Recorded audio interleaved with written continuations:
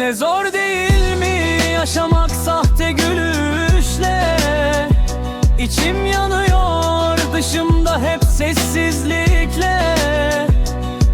Her şey yolundaymış gibi yalnızlıkta, ama ben dimdik dururum fırtınada. Sabah kalktım, gözlerimde sis.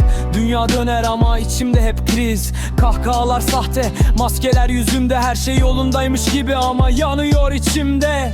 Sokaklar sessiz, ben ise ayakta. Dertler kafamda, umutlar kırık plakta. Konuşurum ama boş, sözcükler uçuyor. Her şey yolundaymış gibi ruhum ağrıyor. Zor değil mi yaşamak sahte gülüşle?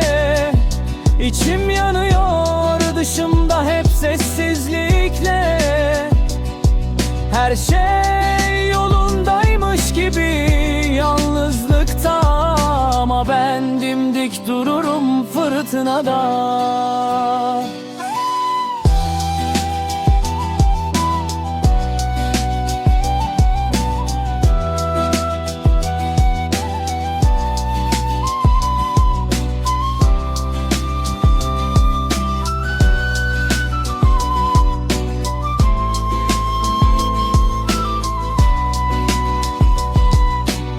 Geçmişin yükü omzumda taş gibi ağır. Her an bir yara, her gün biraz daha dar.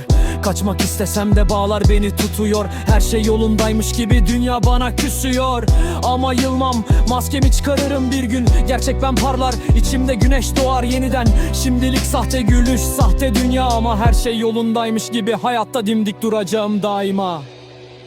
Ne zor değil mi yaşamak sahte gülüşle? İçim yanıyor dışımda hep sessizlikle.